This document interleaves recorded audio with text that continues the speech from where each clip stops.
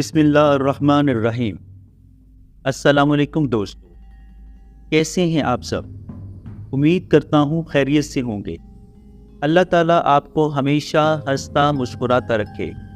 Welcome to my channel Naseer Centre Voice. تمام videos کی updates کے لیے نصیر سینٹر وائس کو سبسکرائب کر کے بیل نوٹیفیکیشن کو آن کر دیں۔ تو آئیے چلتے ہیں آج کی سٹوری کی طرف۔ قبرستان کے باسی اور منحوس گھر۔ یہ واقعہ ہمارے ساتھ تب پیش آیا جب سسر کے فوت ہوتے ہی جیٹھ اور جٹھانی نے گھر فروخت کرنے کی ٹھان لی، جس میں ہم سب اکٹھے رہتے تھے۔ بڑا بھائی ہونے کے ناطے انہوں نے اپنی بات بالآخر منوا ہی لی، مکان فروخت کر ڈالا۔ ہمیں جو رقم ملی بہترین علاقے میں گھر لینے کے لیے ناکافی تھی۔ مکان کی تلاش الگ بڑا مسئلہ تھا۔ برائے فروخت مکان تو بہت دیکھے، مگر موزوں رہائش گاہ ملنا انتہائی کٹھن ترین مرحلہ تھا۔ 2 دن سے پراپرٹی ڈیلر نے کئی گھر دکھائے۔ ایک گھر میرے شوہر کو بہت پسند آیا۔ مجھے کہا کہ تم بھی چل کر دیکھ لو اور اماں کو بھی ساتھ لے چلو۔ جب پہلی بار میں نے مکان دیکھا تو مجھے عجیب کراہیت کا احساس ہوا۔ یہ شہر سے کافی دور ایک الگ تھلگ سی کالونی تھی۔ مکان جتنا زیادہ شاندار اور مضبوط تھا، مالیت اس کے حساب سے بہت کم تھی۔ میرے شوہر کو اس وجہ سے بھی اسے خریدنے کی چاہت تھی۔ ہاں بولو سیدہ، اب کیا کہتی ہو، خرید لیں؟ رحیم نے چاروں اطراف کمروں کو پسندیدگی اور ستائش سے دیکھتے ہوئے مجھ سے پوچھا۔ آبادی سے اتنی دور الگ تھلگ سی جگہ ہے رحیم، میرا جی گھبرائے گا۔ خوبصورت ہونے کے باوجود مجھے کچھ ہیبت سی محسوس ہو رہی تھی۔ بڑے بڑے کمرے، اونچی چھتیں، پتھریلی ٹھوس دیواریں، بڑی چوڑی چکلی سرخ اینٹوں سے بنی یہ 4 دیواری، اس پہ وسیع و عریض مگر خاموش صحن عجیب قبرستان جیسا ماحول پیش کر رہا تھا۔ ارے نہیں یار، رہنے کا مزہ تو اسی میں آئے گا، رحیم نے میرا مذاق اڑایا۔ ایسا مزہ الگ تھلگ اور پرسکون جگہوں پر ہی ہوتا ہے، اور شہر سے دوری بڑی بات نہیں۔ تم کون سا روز روز گھر سے باہر نکلتی ہو؟ ہمارے پاس گاڑی ہے، وہ کچھ اترائے۔ میری ساس جو قریب کھڑی ہم دونوں کا انداز گفتگو سن رہی تھی، آگے بڑھی اور بیٹے کے کندھے پر ہاتھ رکھتے ہوئے بولی، رحیم بیٹا، میری بات مانو تو گھر خریدنے سے پہلے کسی مولوی کو ایک بار ضرور دکھا لو، بہتر رہے گا۔ اور جب سامان شفٹ کریں گے تب ایک بار قرآن ضرور پڑھوا لیں گے، کہتے مجھے تسلی دی۔ ٹھیک ہے امی، آپ کو پسند ہے تو لے لیتے ہیں۔ میں نے بھی ساس کی بات کو اہمیت دیتے ہوئے ہاں کر دی۔ وہ جہاں دیدہ خاتون تھی، زمانے کے اسرار و رموز سے واقف تھی۔ مجھے تسلی ہو گئی، رحیم بہت خوش تھے۔ سارے گھر کو اچھے سے دیکھتے ہم نے پراپرٹی ڈیلر کو ہاں کر دی۔ 15 دن کے اندر ہم سامان سمیت گھر میں شفٹ ہو گئے۔ 5 کمروں پر مشتمل گھر ہمارے خوابوں کی تعبیر تھا۔ ساس ہمارے ساتھ ہی آ گئیں کیونکہ جٹھانی کو ان کی پسند کا گھر ابھی تک نہیں ملا تھا، اس لیے وہ اپنے شوہر اور بچوں کو لیے میکے چلی گئی۔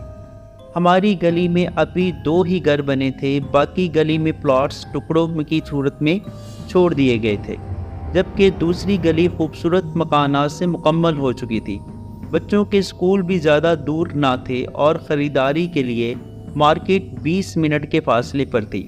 ضرورت زندگی کی تمام سہولتیں میسر ہونے کے باوجود مجھے یہ بات ہضم نہ ہو پا رہی تھی کہ ہماری گلی میں صرف 2 گھر بنا کر چھوڑ دیے گئے تھے۔ حیرت کی بات یہ تھی کہ دوسرا گھر ابھی تک خالی پڑا تھا، نہ اسے کسی نے رینٹ پہ دیا اور نہ اسے فروخت کیا گیا تھا۔ زندگی کے دوسرے تمام معاملات میں الجھ کر میں وقتی طور پر بھول گئی۔ عجیب سی بستی تھی جہاں پیلے اور زرد رنگ کے چھوٹے چھوٹے گھر بنے تھے۔ ان کے دروازوں پر عجیب سی شکلوں والی عورتیں کھڑی تھیں۔ ان کی آنکھیں غیر معمولی طور پر چمکیلی اور نوکدار تھی۔ ایسے لگ رہا تھا ان سے نکلتی روشنی نے مجھے چند پل کے لیے ساکت کر دیا ہو۔ یہاں کیوں آئی ہو؟ لمبے منہ والی ایک عورت نے مجھ سے دیکھ کر چلائی۔ اس کے چہرے پر جا بجا جھریوں نے احاطہ کیا ہوا تھا۔ کھردرے لمبے مگر سفید بال اس کی پشت پر سانپوں کی مانند لہرا رہے تھے۔ اس کی ناک بھی ضرورت سے زیادہ لمبی تھی۔ میں ہکلائی، یہ سامنے میرا گھر ہے، میں وہاں اپنی فیملی کے ساتھ رہتی ہوں، یہ ہماری جگہ ہے۔ دروازے پر کھڑی دوسری عورت بھیانک انداز میں چلائی اور یکدم آگے بڑھتے اپنی خونخوار نگاہیں مجھ پر گاڑ دی۔ میں سہم کر پیچھے ہٹی، میرے چہرے پر ہوائیاں اڑ رہی تھیں، پورے جسم پر جیسے یکدم لرزہ طاری ہو گیا ہو۔ نوربانو رک جا، اس بوڑھی عورت نے اسے ہاتھ کے اشارے سے روکا۔ وہ جو شاید مجھ پر حملہ کرنے پر بڑھی یکدم رک گئی۔ اطلش بی بی، ہم پہلے ہی ان لوگوں سے نقصان کروا چکے ہیں، اب اور برداشت نہیں کر پائیں گے، بہتر ہوگا یہ لوگ خود ہی نکل جائیں۔ اور ہنوز وہ غصے سے مجھے دیکھ رہی تھی۔ ہاں میں دیکھتی ہوں، تم چپ رہو، اس کھردری شکل والی بوڑھی عورت نے سختی سے اسے ٹوکا۔ دیکھو تم یہاں سے چلی جاؤ، ابھی ہم تمہیں محبت سے کہہ رہے ہیں، ضد کرو گی تو پھر ہم اپنی قوم سے تجھے بچا نہیں پائیں گے۔ کہتے اپنے ہاتھ سے 3 بار عجیب سا اشارہ کیا تو وہاں کھڑی سبھی عورتیں باری باری اس زرد انٹے نما گھر میں جانے لگی۔ سامنے ڈھیر سارے بچے کھیل رہے تھے۔ عورتوں کو اندر جاتا دیکھ کر وہ بھی عجیب حیرت ناک آوازیں نکالتے کمروں کی جانب لپکے۔ انہی میں سے ایک بچہ بھاگتے ہوئے مجھ سے آ ٹکرایا۔ اس کی بڑی بڑی سرخ آنکھیں اور لمبے نوکیلے دانت دیکھ کر میں چیخ کر اٹھ بیٹھی۔ کیا ہوا؟ میرے چیخنے پر رحیم ہڑبڑا کر اٹھ بیٹھے۔ وہ مجھے اتنا یاد ہے۔ میں اٹکتے سامنے دیوار کی جانب اشارے کرتے جا رہی تھی، مجھے سامنے دیوار نہیں وہی زرد گھر نظر آ رہے تھے۔ پھر جیسے میں غنودگی میں ہڑبڑاتی کب سوئی میں نہیں جانتی، مگر صبح سویرے رحیم کے ساتھ میری ساس بھی مجھے عجیب نظروں سے دیکھ رہی تھی۔ کیا ہوا امی؟ میں فرتے حیرت میں تھی کہ یہ دونوں اس انداز میں کیوں مجھے دیکھے جا رہے ہیں۔ رات بھر رحیم کے ساتھ میں بھی تیری چارپائی کے ساتھ لگی اول فول سنتی رہی۔ اس دنیا میں گئی تھی جہاں تجھے پریاں اور چڑیلیں نظر آ رہی تھیں۔ ساس نے گھورتے ہوئے ابرو چڑھائے۔ پریاں، چڑیلیں؟ مجھے شدید حیرت ہوئی۔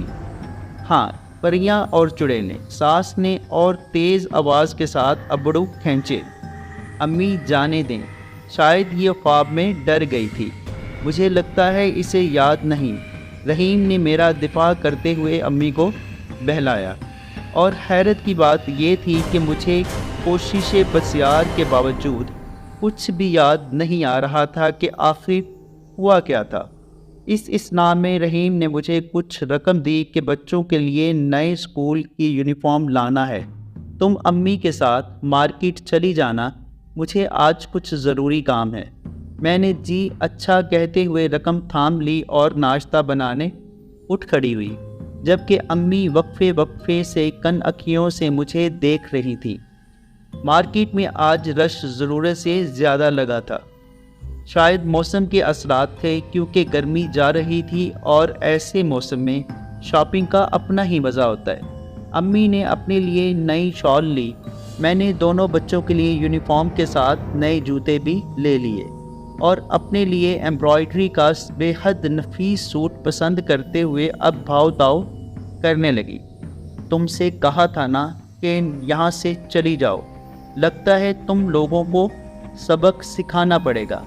زرد لباس میں ملبوس وہ 70-80 سالہ عورت میرے بائیں جانب کھڑی خونخوار نگاہوں سے گھور رہی تھی۔ اس کے سنسنی خیز خوفناک لہجے پر میرا خون خشک ہو گیا۔ میں جو رات والا خواب مکمل طور پر بھول چکی تھی، چھپاک سے میرے سامنے آ کھڑا ہوا۔ دکاندار مجھے آوازیں دیتا رہ گیا، مگر میں کان منہ لپیٹے مارکیٹ سے بھاگ کھڑی ہوئی۔ میرا جسم سوکھے پتے کی مانند ایسے لرز رہا تھا جیسے برسوں سے بیمار ہو۔ میں نہیں جانتی امی کیسے ہانپتی کانپتی پیچھے دوڑی اور مجھے گاڑی میں لا بٹھایا۔ کچھ دیر کے بعد ہم دونوں گھر کے سامنے کھڑی تھیں اور رحیم دروازے پر ہم دونوں کو گھورے جا رہے تھے۔ 3 دن ہو گئے تھے، میرے منہ سے رٹے رٹائے جملے تواتر سے جاری تھے کہ ہمیں یہاں نہیں رہنا۔ رحیم کے ساتھ امی بھی شدید پریشان تھی، بچے الگ حواس باختہ نظر آئے، مگر میں اپنی بات پہ ڈٹی رہی۔ کھانا پینا تقریباً سبھی ساس کے ہاتھ میں تھا۔ میں سارا دن کمرے میں پڑی گھر خالی کرنے کی رٹ لگائے رکھتی، کیوں نہ لگاتی۔ نور بانو میرے سامنے دیوار پر چپکی اپنی خونخوار نگاہوں سے گھورتی رہتی اور میں مارے ڈر اور خوف کے وہی جملے دہراتی جو وہ کہتی۔ شاید رحیم کو میری بات کا کبھی یقین نہ آتا اگر وہ واقعہ ان کے ساتھ رونما نہ ہوتا۔ اس دن کام سے واپسی پر انہیں دیر ہو گئی۔ جو ہی انہوں نے لمبی تاریک گلی میں قدم رکھا، نکڑ کے خالی گھر میں جلتی روشنی دیکھ کر انہوں نے سکون کی سانس لی کہ چلو گلی میں دونوں گھر آباد ہو گئے، اب سیدہ کو بھی شکایت نہیں ہوگی۔ سنیے، قریب سے گزرتے کسی عورت کی آواز پہ رحیم کے قدم رک گئے۔ انہوں نے گھما کر چہرہ ادھر کیا تو ایک خوبصورت چہرے کو داخلی دروازے پر کھڑا پایا۔ وہ انہیں دیکھ کر بے اختیار مسکرا دی۔ جی کہیے، رحیم نے نئے کرایہ دار سمجھتے خوش اخلاقی کا مظاہرہ کیا۔ وہ پوچھنا تھا، اب آپ کی بیگم کیسی ہیں؟ اب بھی بہکی بہکی باتیں کرتی ہے کہ نہیں؟ رحیم اس غیر متوقع جملے پر سٹا سے گئے۔ جی آپ کیسے جانتی ہیں؟ کیا آپ گھر گئی تھیں؟ وہ بخلاق سے گئے۔ ارے نہیں رحیم صاحب، میں بھلا کیوں جاؤں گی؟ صبح کام کے لیے ملازمہ لگائی ہے، وہی بتا کر گئی تھی کہ آپ کی بیگم دماغی طور پر، کہتے وہ رکی۔ ارے نہیں نہیں، میری بیگم پاگل نہیں ہے۔ رحیم کو اس کی معنی خیز بات بری لگی تو جلدی سے اس کی بات کاٹ دی۔ بس کچھ دنوں سے پریشان سی ہے، جلدی ہی ٹھیک ہو جائے گی۔ کہتے اس سے اجازت طلب کی کہ کچھ اور نہ پوچھ لے۔ اچھا سنیے تو، وہ یکدم بولی، اس بار اس کی بات مان لیجئے گا، آپ کا فائدہ ہی ہوگا، نہیں تو نقصان اٹھائیں گے۔ اس کا کہا بڑا جاندار تھا۔ نہ جانے اس عورت میں کیسا سحر تھا کہ رحیم کوشش کی پسیار کے باوجود پوچھ نہ سکے کیسا نقصان۔ اس عورت سے چھٹکارا حاصل کرنا مشکل ہی نہیں، ناممکن لگ رہا تھا۔ رحیم نے جلدی سے اجازت طلب نگاہ ڈالتے گھر کی راہ لی۔ رحیم جب گھر داخل ہوئے تب سبھی لوگ سوئے پڑے تھے۔ لباس تبدیل کرنے کے بعد کھانا کھانے کے لیے وہ یوں ہی کچن میں داخل ہوئے، تبھی ان کی نگاہ سامنے والے گھر پہ پڑی جو روشنیوں سے نہایا عجیب منظر پیش کر رہا تھا۔ ارے ابھی تو اس گھر میں سوائے اس عورت کے کوئی نہ تھا، اور اب یہ برقی کمکمے جیسے شادی کا ماحول ہو، یہ یکدم اچانک کیسے؟ رحیم کا ماتھا ٹھنکا۔ کھانے کا ارادہ ترک کرتے رحیم کمرے میں آ کر لیٹ گئے، مگر عورت کی سحر زدہ ہنسی اور برقی کمکموں نے ان کی آنکھوں سے نیند اچک لی۔ صبح ناشتے کی میز پر والدہ سے باتیں کرتے رحیم نے اچانک اس عورت کا ذکر چھیڑ دیا۔ امی کچھ پل حیرت سے رحیم کو دیکھتی رہیں، پھر لا علمی کا اظہار کیا کہ یہاں تو کوئی ملازمہ نہیں آئی، اور جس گھر کی تم بات کر رہے ہو وہ کل رات تک تو بالکل خالی تھا۔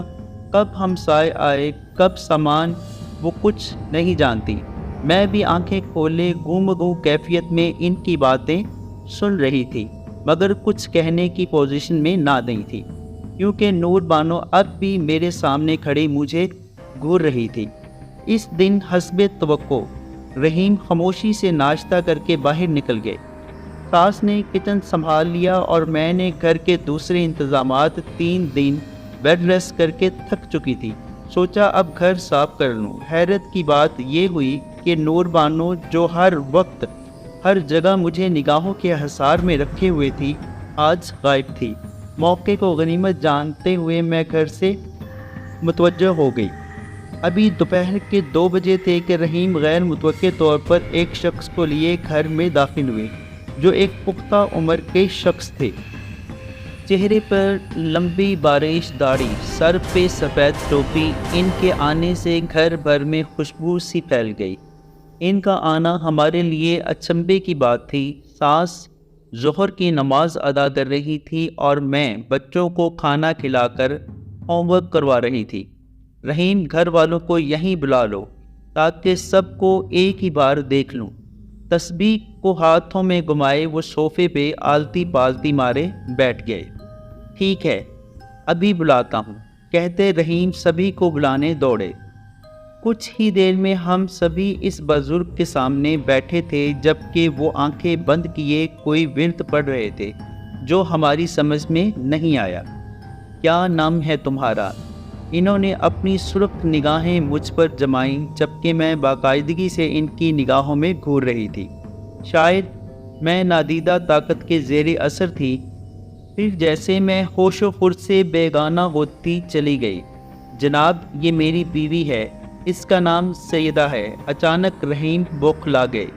تم خاموش رہو رحیم، میں نے جس سے پوچھا ہے وہ خود بتائے گی۔ اس شخص نے سختی سے رحیم کو جواب دیا۔ ہاں، اب بتاؤ کیا نام ہے تمہارا، کہاں سے آئی ہو اور کیا چاہتی ہو؟ تسبیح باقاعدگی سے گھوم رہی تھی۔ نور بانو۔